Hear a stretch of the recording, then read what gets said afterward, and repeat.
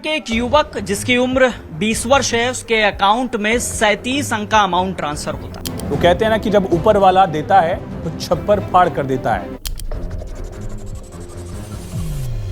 सोचिए, आप सुबह सुबह नींद से उठे, मोबाइल में बैंक बैलेंस चेक किया और स्क्रीन पर लिखा आ रहा है आपके अकाउंट में अरबों रुपए हैं। कुछ पल के लिए धड़कन तेज, आंखें चौड़ी और दिमाग में सिर्फ एक ख्याल, अब तो जिंदगी बदल गई। लेकिन कुछ घंटों बाद सच्चाई सामने आई, जिसने सारे सपनों को चकनाचूर कर दिया। आखिर किसने भेजे बेरोजगार के अकाउंट में अरबों रुपए, और फिर क्यों अचानक सब गायब हो गया? आइए जानते हैं इस हैरान करने वाली कहानी का पूरा सच। उत्तर प्रदेश के ग्रेटर नोएडा के ऊंची दनकौर गांव का 20 साल का बेरोजगार युवक दिलीप सिंह उर्फ दीपू। उस दिन की सुबह बिल्कुल साधारण थी।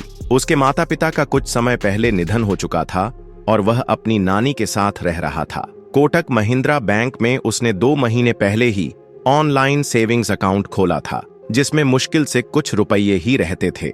2 अगस्त को रोज की तरह दिलीप ने अपने फोन पर बैंक का मोबाइल ऐप खोला। स्क्रीन पर जो दिखा, उसने उसकी धड़कनें तेज कर दी। उसने पहले सोचा कि शायद आंखें उसे धोखा दे रही हैं। एक बार फिर स्क्रीन पर नजर दौड़ाई, फिर ऐप बंद कर दोबारा खोला, लेकिन नतीजा वही खाते में दिखाई दे रहा था। 1 अरब 13,56,000 करोड़ रुपए।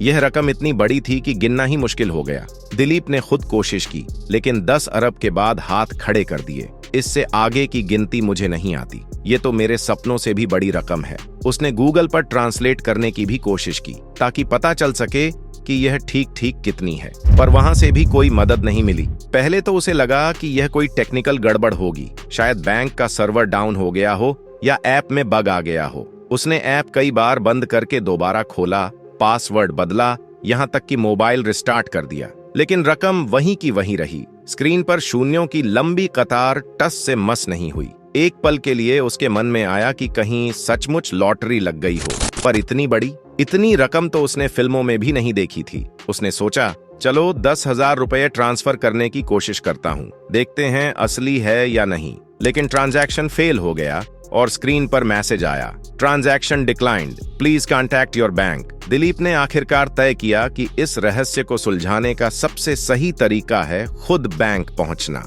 वह घबराते घबराते काउंटर पर पहुंचा और मोबाइल स्क्रीन कर्मचारियों को दिखा दी। पहले तो बैंक कर्मी भी आंखें फाड़कर देखने लगे। इतने बड़े अंकों वाली रकम उन्होंने भी शायद ही कभी देखी थी। लेकिन कुछ ही मिनटों में उन्होंने गंभीर चेहरा बनाते हुए खाते को तुरंत फ्रीज कर दिया और मामले की सूचना आयकर विभाग को दे दी। बीबीसी से बातचीत में पुलिस ने बताया, टेक्निकल एरर की वजह से ऐप में गलत रकम दिख रही थी, असल में खाते में 1 रुपया भी नहीं था। दनकौर थाने के सब इंस्पेक्टर सोहनपाल सिंह ने भी कहा, फोन पे और बैंक स्टेटमेंट चेक करने के बाद बैलेंस 0 निकला। डरने की कोई बात नहीं है। दिलीप ने यह सुनकर एक लंबी सांस ली, लेकिन साथ ही मन सोचा, काश यह रकम सच होती। जैसे ही यह खबर गांव में फैली, दनकौर की गलियों में बस इसी किस्से की चर्चा होने लगी। चाय की दुकानों से लेकर खेत के किनारे तक हर कोई यही पूछ रहा था, सुना क्या, दिलीप अरबपति बन गया? पड़ोसी हंसते हुए कहते, मेरा नाम भी दिलीप है, लोग मुझे भी बधाई देने के लिए फोन कर रहे हैं। उधर दिलीप के कुछ शरारती दोस्तों ने उसके बैंक बैलेंस का स्क्रीनशॉट सोशल मीडिया पर डाल दिया, जो देखते ही देखते वायरल हो गया। पड़ोस की सुमन ने मुस्कुराते हुए कहा, पैसा किसी को बुरा थोड़े लगता है, लेकिन अफसोस ये सब सच नहीं था। दिलीप के पास कोई काम नहीं है, हम चाहते हैं कि उसकी कुछ मदद हो जाए। गांव के बुजुर्ग भी मजाक करते हुए बोले, चल बेटा, अरबपति बनने की प्रैक्टिस हो गई, अब मेहनत से असली वाला बन जा। दोस्तों, अब चलते हैं बिहार के जमुई जिले के अचरी गांव, जहां एक और हैरान करने वाली घटना हुई। टेनी मांझी, जो जयपुर में प्लम्बर का काम करने वाला एक मजदूर है, कि जिंदगी मेहनत और मजदूरी के इर्द गिर्द घूमती है। 5 अगस्त 2025 की सुबह टेनी अपने पिता की दवा के लिए पैसे भेजने वाला था। उसने अपने कोटक महिंद्रा बैंक के अकाउंट में बैलेंस चेक किया और जो देखा उससे उसके होश उड़ गए। स्क्रीन पर 10 खरब करोड़ 3,56,000 रुपए का बैलेंस दिख रहा था। इतना पैसा कि गिनना भी मुश्किल था। टेनी ने बताया कि स्क्रीन पर इतने सारे नंबर थे कि वे पूरे दिख ही नहीं रहे थे। उसने गिनने की कोशिश की, लेकिन समझ नहीं पाया कि यह कितना बड़ा अमाउंट है।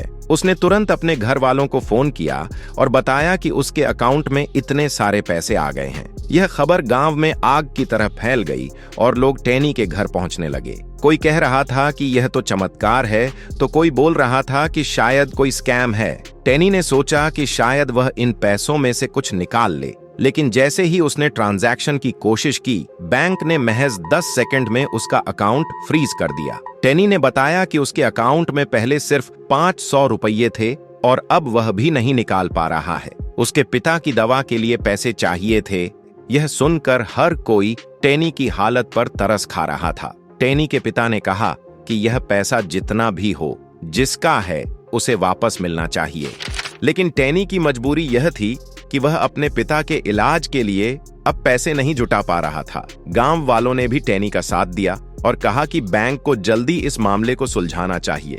अब सवाल यह है कि आखिर ये दोनों घटनाएं क्या थीं? दीपक और टेनी दोनों के खातों में इतना बड़ा अमाउंट कैसे आया? दोनों के केस में कई समानताएं हैं। पहला, दोनों ही कोटक महिंद्रा बैंक के ग्राहक हैं। दूसरा, दोनों के खातों में 37 अंकों का अमाउंट दिखा, जो वास्तव में असंभव लगता है, क्योंकि इतना बड़ा नंबर किसी भी देश की जीडीपी से भी ज्यादा हो सकता है। बैंकिंग एक्सपर्ट्स का मानना है कि यह शायद एक टेक्निकल ग्लिच है, यानी बैंक के सर्वर में कोई गड़बड़ी, जिसकी वजह से गलत अमाउंट डिस्प्ले हुआ। कुछ लोग इसे साइबर फ्रॉड से भी जोड़ रहे हैं, लेकिन साइबर फ्रॉड में आमतौर पर पैसे निकाले जाते हैं, न कि किसी के खाते में डाले जाते हैं। तो फिर यह पैसा आया कहां से और क्यों? कोटक महिंद्रा बैंक ने दोनों ही मामलों में तुरंत एक्शन लेते हुए अकाउंट्स को फ्रीज कर दिया, जांच के लिए कमेटी बनाई और इनकम टैक्स डिपार्टमेंट को सूचना दी। साइबर थाना के डीएसपी राजन कुमार ने कहा